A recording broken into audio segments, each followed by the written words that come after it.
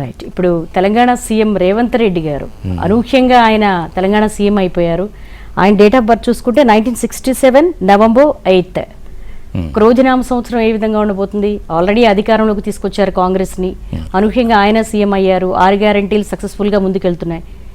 రాజకీయ పరంగా ఏమైనా ఇబ్బందులు ఉన్నాయా ఈ సంవత్సరం, లేకపోతే ఎలా సక్సెస్ఫుల్గా ఆయన ఎలా వెళ్తారు?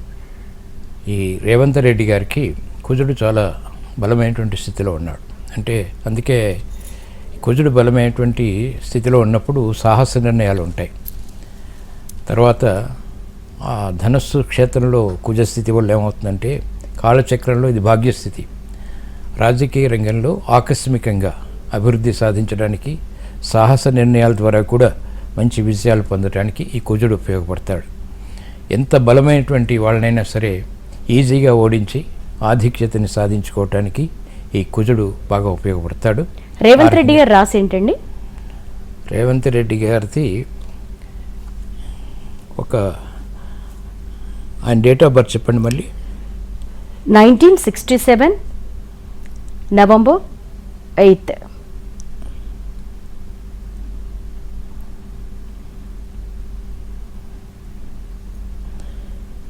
ఇక్కడ కుజుడు యొక్క స్థితి మాత్రం నాకు గుర్తుంది.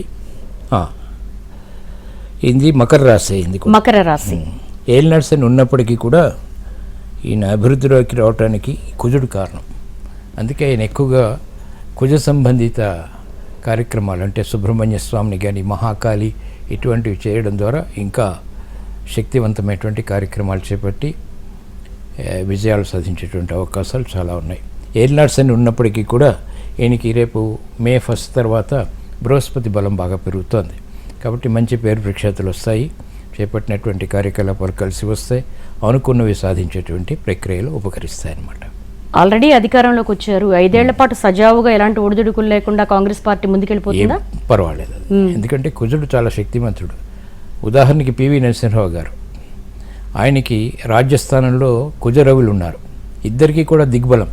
అదే క్షత్రియ గ్రహాలు బాగుంటే వారి పరిపాలన బాగుంటుంది. ఆయన మైనార్టీ గవర్నమెంట్ని కూడా ఆ రోజుల్లో చాలా చక్కగా పరిపాలించి ఒక్క చిన్న విషయంలో కూడా ఆయన పొరపాట్లు ఎక్కడ కూడా రాజకీయకరంగా కాకుండా భారతరత్న కూడా సాధించి పెట్టేవి. అంచేత రాజకీయ గ్రహాలు ఎప్పుడు కూడా బలంగా ఉండి ఆ తర్వాత మిగతా గ్రహాల ద్వారా వచ్చినటువంటి రాజయోగం రాజకీయంగా వచ్చినప్పటికీ కూడా అవి కూడా బలంగా ఉన్నట్టయితేనే స్థిరమైనటువంటి పేరు ప్రఖ్యాతులు రాజకీయంగా ఉండేటువంటి అవకాశాలు ఉంటాయి. లేకపోతే పైకి వెళ్తుంటారు, మళ్ళీ పడిపోతుంటారు. అదే బళ్ళు ఓడలు అవుతూ ఉంటాయి. ఈ రోజున అధికారంలో చాలా రాజయోగం అనుభవించిన వాళ్ళు ఇప్పుడు జైలుకి వెళ్తున్న దృశ్యాలు చూస్తున్నాం. సో మనం అవి కూడా కారణం ఇవే. ఎందుకంటే నేను ఇందాక చెప్పినట్టుగా ప్రతి గ్రహం కూడా రాజయోగం వచ్చినప్పుడు రాజకీయంగా కూడా యోగించవచ్చు, కానీ అది ఇచ్చేటువంటి ఫలితం తాత్కాలికంగా ఉంటుంది. దాన్ని అప్పుడు శ్రద్ధగా ఉపయోగించుకోనట్టయితే, అధర్మంగా ఏదైనా చేసినట్టయితే మిగతా గ్రహ దశల్లో లేదా అంతర్దశల్లో మళ్ళీ వాటి యొక్క స్వభావం బయటకు వచ్చేస్తుంది. తద్వారా అపజయాలు ఏర్పడతాయి. ఇటువంటి చిక్కులు సమస్యలు ఏర్పడేటువంటి సంఘటనలు ఉంటాయన్నమాట. అంటే సూర్యనారాయణ గారు మనం చూస్తూ ఉంటాము, సీఎంగా పలానా వాళ్ళు అవుతారంటారు, కానీ అనూహ్యంగా వేరే వాళ్ళ పేరు తెర మీదకి వస్తుంది ఇటీవలి కాలంలో. దీన్ని బట్టి చూసుకుంటే ఒకవేళ గ్రహాలు ఏమన్నా మారుతూ ఉంటాయా, నక్షత్ర ప్రకారం మారుతూ ఉంటాయేమన్నా? ఏంటంటే పూర్తిగా పుట్టినప్పుడు గ్రహాల యొక్క స్థితిగతులు ఎలా ఉన్నాయి అనేటువంటిది ముఖ్యం. వారు ఏ స్థితిలో రాణిస్తారు, ఏ రంగంలో రాణిస్తారు అనేటువంటిది నిర్ణయింపబడుతూ ఉంటుంది. అయితే మధ్య మధ్యలో వచ్చేటువంటి దశ అంతర్దశలు కూడా చాలా ముఖ్యం. ఇది కాకుండా గోచారం కూడా ముఖ్యం. ఒక్కొక్కసారి గోచార పరంగా ఏలినాటి శనులు ఉన్నా, అష్టమ శని ఉన్నా, అర్ధాష్టమ గురువు ఉన్నా కూడా ఇప్పుడు రేవంత్ రెడ్డి గారికి ఒక ఏలినాటి శని ఉంది. అలాగే బృహస్పతి కూడా ఆయన సీఎం అయినప్పుడు బాగోలేడు, రేపు 1 మే నుంచి బాగుంటాడు. అయినప్పటికీ కూడా ఎలా నెగ్గుకు వస్తారంటే దశ బలంగా ఉన్నప్పుడు ఇవన్నీ కూడా పక్కకి వెళ్ళిపోతాయి. వీటన్నిటినీ కూడా అణగదొక్కి పరిస్థితులు పైకి తీసుకొచ్చేటువంటి అవకాశాలు ఉంటాయన్నమాట.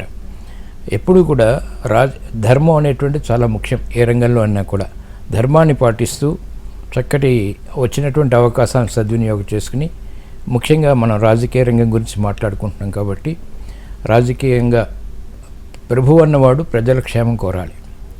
ప్రతి ఉదయం లేచిన వెంటనే నా ప్రజలు బాగుండాలి మనస్ఫూర్తిగా ఆలోచించినా కూడా గ్రహాల యొక్క అనుకూలత ఉంటుంది. భావ సంపత్తి కూడా చాలా ఇంపార్టెంట్ రాజకీయ రంగంలో. లేని పక్షంలో చాలా విపరీతమైనటువంటి పరిస్థితులు, ఏ రాజ్యం పరిపాలించినా కూడా ఒడిదుడుకులు ఉంటాయి, అలాగే అవమానాలు ఉంటాయి, అన్నీ ఉంటాయి. కానీ చక్కటి ఆలోచన సంపత్తితో కూడినటువంటి పరిపాలన ఉన్నట్టయితే తప్పకుండా అపజయాల్ని ఈజీగా జయించవచ్చు. దైవకృప.